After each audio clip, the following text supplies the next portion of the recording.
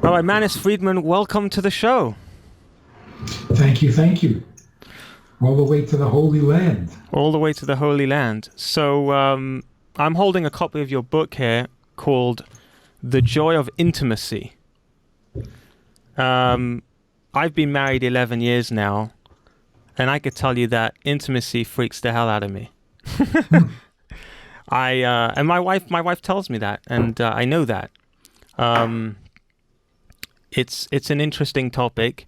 And I feel like there's a lot of misunderstanding around the topic of intimacy. Oh, yeah. In your definition, what is intimacy? Why do we crave it so much? And why are we so afraid of it? It's, first of all, not well understood. We're always afraid of things we don't understand. But what it is the antidote to aloneness, to being alone in the world. In fact, that's what the Torah says right there in the Bible.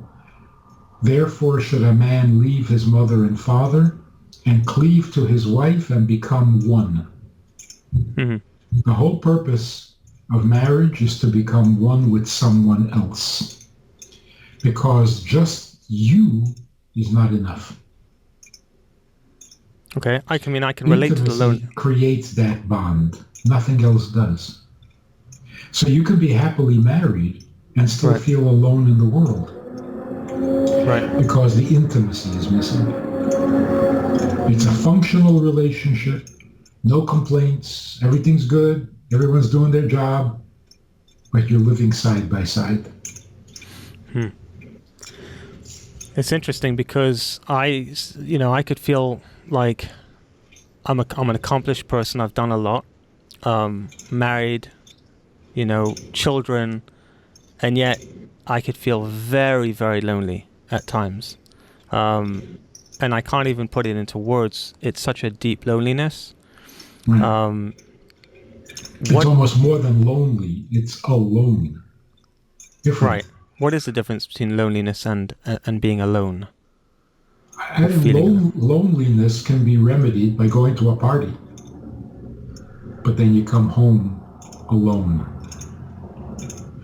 So you've taken the loneliness away, but you haven't taken the aloneness away. Wouldn't it be the opposite? Wouldn't it be that when I go to a party, I'm not alone, but I could feel loneliness in the party? You are alone. You can be alone even in a marriage, certainly in a party. What is that? You can feeling? use the words interchangeably if you want, but Right. the point is that being all alone in the world is worse than being lonely. Because being lonely could be boring.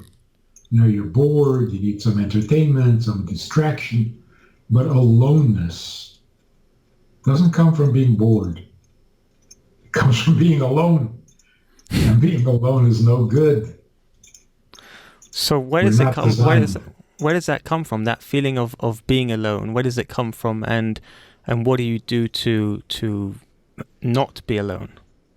Okay, so the only explanation that is of any value whatsoever is, again, right there in the beginning of the description of creation.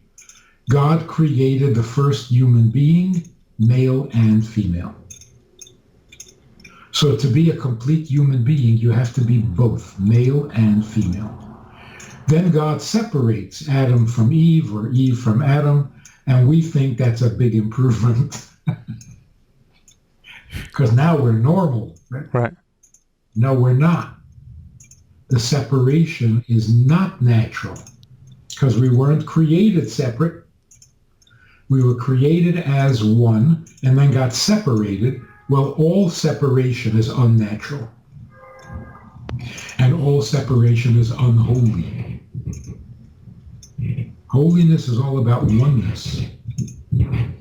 So separation, distance, alienation, these are unholy things. So we have a need to go back to our truest nature, which is to be both male and female. And the way to do that is by bonding a male with a female to where they become one again. Okay, so talking about alienating, you might be alienating a lot of the audience because there are a lot of people who are listening to this who are single, who maybe may not be interested in getting married, or they've been through marriage and they're divorced and they're not interested in trying it again. You've also got, homosexual who are not going to get married to a woman, and you have women who are not going to get married to a man. It's a lot of people that are basically, according to your definition, will always be alone and will always feel alone because they don't have. Maybe. Sorry? But Right. We're trying to solve the problem of those who are married because we got our own problems. So Right. yes, other people have other issues, but married couples have their issue, and I think their issue is a lack of intimacy. So here's what we're leading up to. If you're connecting to somebody through an agent, like I connect to you because we both like broadcasting, Mm-hmm. I'm not really connecting to you. So as much as we spend time together and really enjoy doing things together, as soon as that activity is over, I'm back to my alone condition. So a love that is dependent on something probably isn't going to last. In order for it to last, it has to be independent of all things. So a husband who says, I love everything about my wife, sounds ideal. She says, I'm all alone in the world. Why? Because he loves everything about her. But does he love her? I ask him, but do you love her? He says, what about her? I said, no. Not about her, her. He doesn't know what that means. If you take all things out of the picture, what's left? I shouldn't love you for your money. I shouldn't love you for your looks. I shouldn't love you for the sex. I shouldn't love you for the love. I should just love you. Who is you? Know why I'm alone? Do you see why I'm alone? You don't even know what I am if you take away the stuff. So we can really enjoy all that stuff. He loves everything about his wife. He's delighted to be married to her. But they haven't gotten to the intimacy. And that's the difference between intimacy and sex.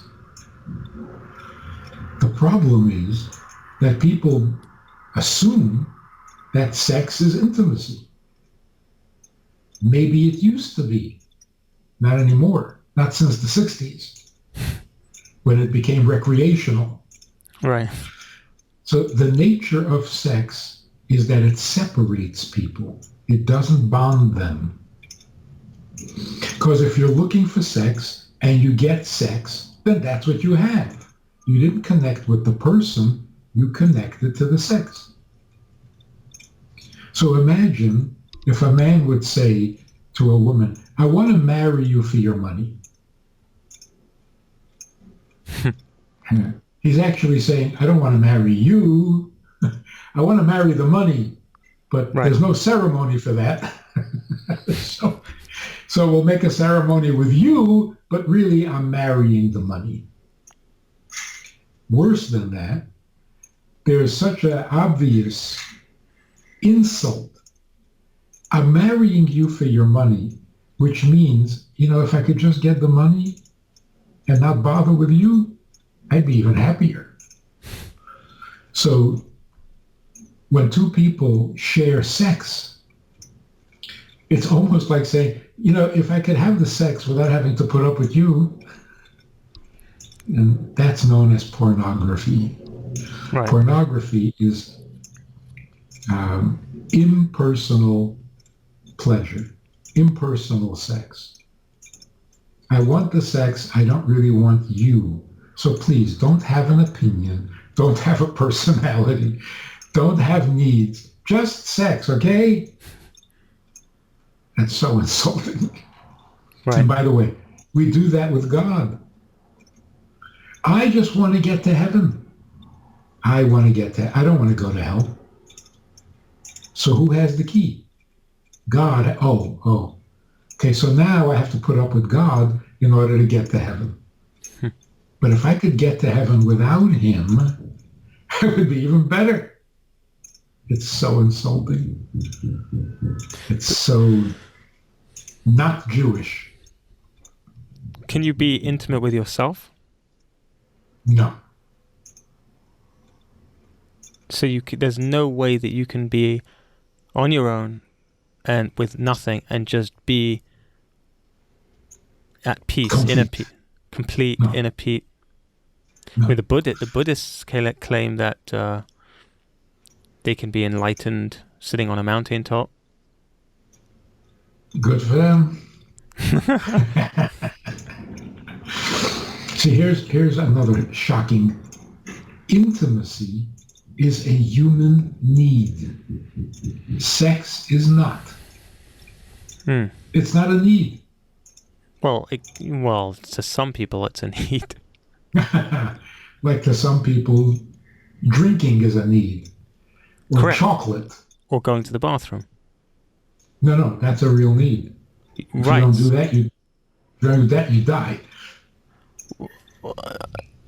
Right. So not being alone is a real human need. Having sex is like chocolate. Everybody enjoys it, and you can never have enough. Why can't you ever have enough? Because you didn't need it in the first place. How can you satisfy what isn't a need? Well, you could say the same thing about water. You can never have enough, and I could say, well... Oh, I can have enough. Could you? Yeah. Till tomorrow. Then you got to have more. Oh, okay. You got to develop a new thirst. But I've satisfied the thirst I had. And the same with food. Unless it's junk food. Junk food doesn't satisfy any need. So you can never have enough. Okay. What about if someone's addicted? Does that become a need? An unhealthy one. See, that's exactly the problem with an addiction. It turned a non-need into a need. Now, how do you get out of there? Could you turn it back into a non-need? That's what all therapy is trying to do, right? Right, trying to do. Correct. Yeah, maybe not so successfully. No. So here's the point. When I discovered, I've been doing marriage counseling for a long time. Mm-hmm. And marriage counseling meant two very angry, hateful people are going to come into your room and tear each other apart. And you got to fix that. So we kind of got used to, that people have different opinions, different needs, and they clash. And okay, we'll work on it. But when I started hearing from happily married couples that they feel all alone in the world, that was shocking. In England, the government actually started a branch in the Department of Health to deal specifically with the issue of loneliness. Because when you feel alone, your immune system crashes, and then you become vulnerable to all sorts of diseases, which of course the government doesn't want to pay for, and it's socialized medicine. So they're trying to find a way to cure the loneliness before it turns into a disease. Interesting. Mindfulness is very big right now. I feel like they're trying to cure the disease as we're talking about right now as well. What do you think mindfulness is going in the wrong direction with this? No, it's a very good thing. Because what is the opposite of mindful? Mindless. yeah, or senseless. Right. That's another issue, a true issue. Human beings must have a sense of purpose. It's an absolute, indispensable human condition. And that's why when things happen seemingly for no reason, it destroys us. We can't handle chaos. Everything must have a reason because we are mindful human beings. So mindlessness or chaos drives us crazy. And that's as it should be. If we get comfortable with chaos, we're losing our humanity. So when people say, look, just accept the fact that things happen in life for no particular reason, you never know what's going to happen, there is no rhyme or reason, and just get used to it. No. Get used to it means stop being human. Can't do that. So intimacy is a real need, and when you have it, you're content. Sex is not a real need, so no matter how much you have, it doesn't do anything for you. And that's why the thought or the message that if you just enjoy a good, healthy sexual life, you will be happy, why isn't it working? Why is everybody on Viagra? Right. Wow, that's your next book, Rabbi Friedman. Why is everyone on Viagra? I actually think that would sell. I think that would sell a lot more copies than The Joy of Intimacy. Why is everyone still on Viagra? Great title. You know what I found interesting is the first years of my marriage were really, really difficult, and the turning point for us was emotional space. That was huge. When my wife and I were able to give each other space, it changed the whole marriage. Which is interesting because here we are talking about intimacy, and when you think of the word intimacy, you think of closeness. And in fact, when you first get married, when I first got married, I didn't want to leave. In fact, I didn't let. I'm going to say this. It's going to be very embarrassing to say this in public, but my wife's best friend was engaged. And it was our first, I think, our first year of marriage. And she wanted to fly to New York. We were in Israel at the time. And I didn't let her go. I basically told her she can't go. Because I felt that if she would go and she would have a good time without me, she can't love me. She can't really love me if she can go somewhere else and have a great time. Yeah. And one, you know. So here's what the dynamics of the relationship. Giving each other space means not needing things from each other, not using each other for some things. That creates space. On the other hand, by not needing things from each other, you get closer to each other. But it doesn't have to be expressed in things. You can be separated by an ocean. Right. And you feel completely bonded. You're not alone in the world. Then you may feel lonely because you miss her, but you're not alone. Because there's somebody in the world that you are bonded with. So you're saying that even if a spouse passes away, you could still have that intimacy, or you can still not feel alone because you had and still in some sense have that bond, even though they're not even in the world anymore. They're not even alive. Right. So you're bonded soul to soul, but not body to body. The miracle of marriage is that it's not just a meeting of the minds. It's not just a merging of two souls. That's easy. Bodies don't merge so easily. when two bodies can become one, that's a total. So let's talk about the bedroom for a moment. You asked your grandmother, It's not going to hypothetically, happen. Yeah, you asked hypothetically. your grandmother, what goes on in the bedroom? What happens in the bedroom? Your grandmother's answer is nothing. You say, come on, tell me. Nothing. And she's right. She's giving you the right answer. What happens in a bedroom? Nothing happens in a bedroom. There are no things in a bedroom. There's just him and her. He's not a thing. She's not a thing. And don't bring things into the bedroom. Oh, boy. A bedroom is a no-thing zone. Mm-hmm. Which means there is no music. There are no candles. There are no lights at all.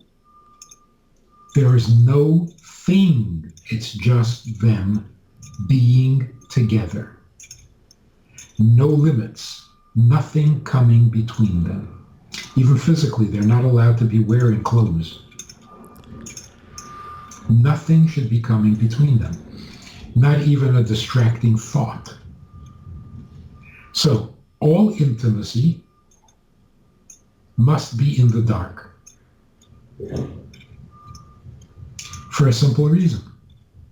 If the light is on, you're going to see. When you see, you always see something.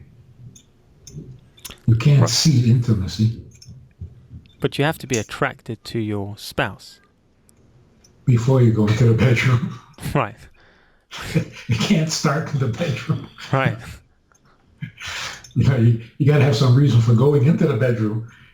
So yes, of course. But once you get to the bedroom, you're getting past all things. Well, hold all on. the What things you love about each other become irrelevant when you get to the intimacy. Now it's not about anything. What happens if a guy comes to you and says, Rabbi Friedman, you know, when I first married my wife, she was slim, she was young, you know, now she's had, you know, however many children, she looks different, she's aged. I'm not attracted. What do you say to that? And that's correct, if you're looking for sex. If that was your condition, you married her for her looks, you married her for the sex. Now the looks are gone, the sex is not so special, you don't need her anymore. Because you never needed her. You just wanted something from her. Okay, hold on. So let's just assume now, according to what you're saying, you don't really need the physical attraction. You don't really need anything physical. You just need two souls bonding together. Here's the thing.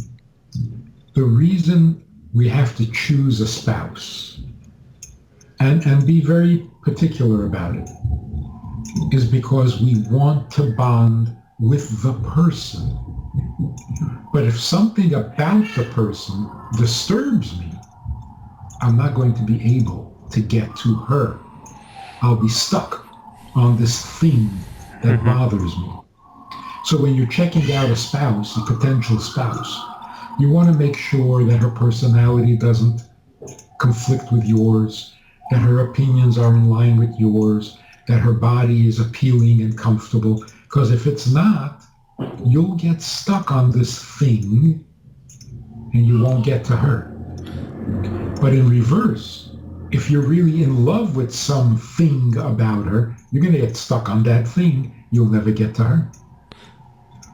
Okay, but then according to what you're saying, when we date to get married, we should marry the person who is very unattractive, because then we know that we're marrying them not for the thing. Whereas if we marry someone who's extremely attractive, well, then we're going to be screwed in about 9 years from now, because she's not going to look like that anymore. If you could do that, good luck. I'm saying, I don't think that's even allowed, right? Not allowed. It's not allowed because it's not going to work. If any little thing about her disturbs you, don't marry her. But that doesn't make any sense, because according to what you're saying, we shouldn't be marrying someone based on a thing. That's true. But things develop.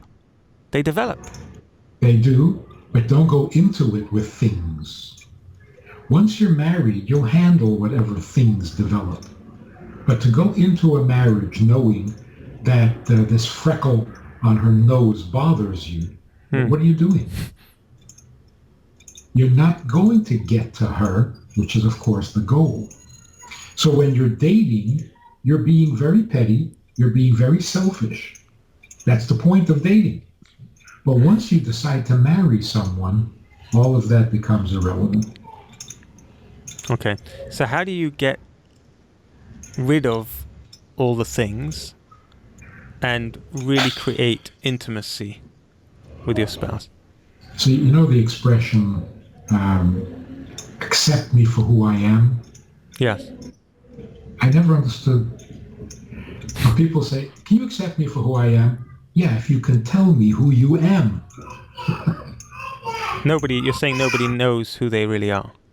Nobody knows what that even means. Who are Right. you really?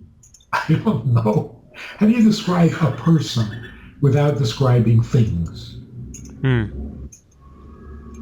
Okay. The point is, intimacy creates a bond to where it's not something about the person, it's that you don't identify yourself without her. I am not me without you. I don't know who I am without you. I feel That's that. called bonded. But that could also be called codependent. If it's about things, codependent is always about things. Security, money, power, that kind of stuff. Okay. So listen, Right. Our grandparents' marriages were ideal, right? Oh, they were really married. They stayed together through thick and thin. They were really, and you say, in the good old days, marriage was real. And most people say, oh, give me a break. They were miserable. Sure, they didn't get divorced. Right, they screamed and shouted. Yeah. Right? Yeah. So here's the way to understand this. When they married each other. They bonded with each other because that's what marriage meant. You and me forever. And not about anything, because we didn't have anything. It wasn't about anything. So here's the difference between their marriage and our marriage. In their marriage, they were bonded to each other. And there were many things about each other they really didn't like. So they bickered about it, they complained about it. Why can't you do this? Why can't you do that? But get divorced? What, not have you? That was unthinkable. Today, we're the exact opposite. We love everything about the person we marry. We just don't know why we have to put up with her.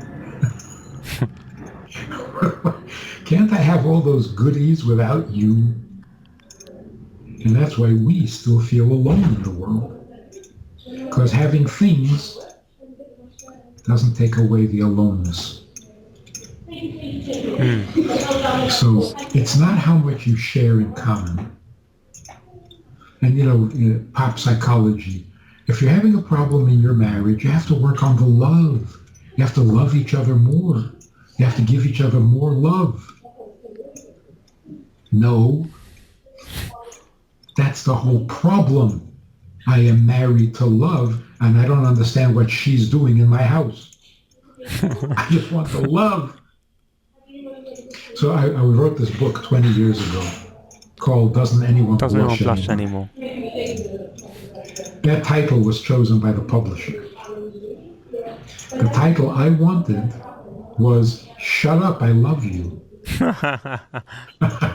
I like that one Because better. so many problems in marriages is because, look, I love you. That's not good enough.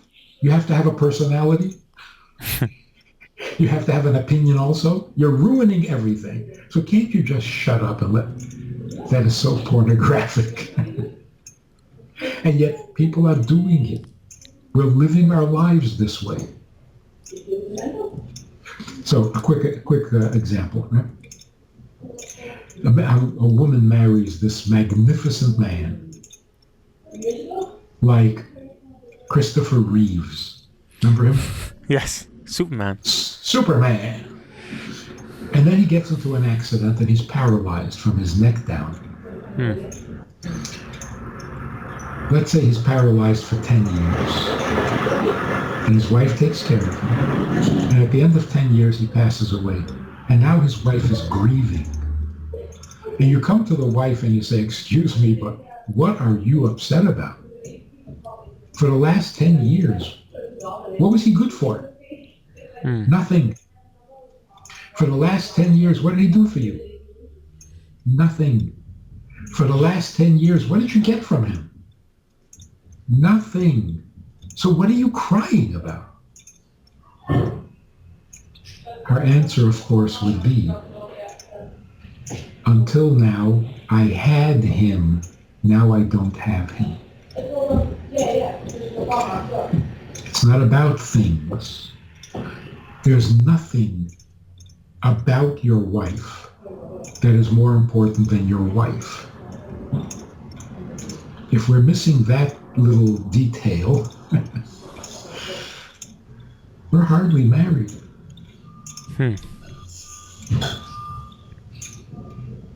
So sometimes these couples come and they say, we're having this problem, I hate this, I hate that, blah, blah. You think we should get divorced? I say, no. I think you should try getting married. Because you never got married. You never got past your things. So if you're getting married because you need something from your spouse, don't do it. Don't do it. So treat your spouse like your child. In some way, yes. Because a child, it doesn't matter what they look like, nothing. You love them for them. There is nothing. Yes. Yeah. In some way, surprisingly, the intimacy bonds a man and a woman more than the bond you have with your parents or with your children. Yes, yeah. The only way to become one with someone is with a spouse. Because to your parents, you're number 3. You're not number 1. They have each other, hopefully. Right. Well, not anymore, but yeah. And the same with children. Right. You can't be one with your child. You have a wife. So your child, at best, is number 3. The only relationship in which you are it, you're it, is in marriage. So in some sense, that bond is stronger than the best bond you can have with your parents. And that's why once you're married, according to Jewish law, you're no longer obligated to honor your parents because your spouse comes first. Well, it's good timing because my mother-in-law's coming into town next month, so I'll remind her of that one. Good luck. Yeah. So for those listening to this that want to learn more about this, your book is out. It's released. It's on Amazon. I believe that you are offering a free copy to listeners of the book. Yes. Rabbi Friedman. .com. /gift or free gift. I think it's gift. So rabbifriedman.com/gift, and that's how they get a copy of the book for free. Or go to my website. It's good to know. It's good to know. It's good to know.com. .org. .org. Okay, you didn't get the .com. There is not just the book, but all the tapes and all the lectures and all the talks and a lot of stuff there. Lots of stuff. Good stuff. So we've just basically touched the tip of the iceberg here. There's a lot more. Just got a definition of what intimacy means. Right. Great. So and your grandmother told you that a long time ago when she said, in the bedroom, nothing. It's nothing. Thank you so much, Rabbi Manis Friedman, for coming on the show. Thank you to all my fellow brain pickers. I'm looking forward to the day when I'll be picking your brain.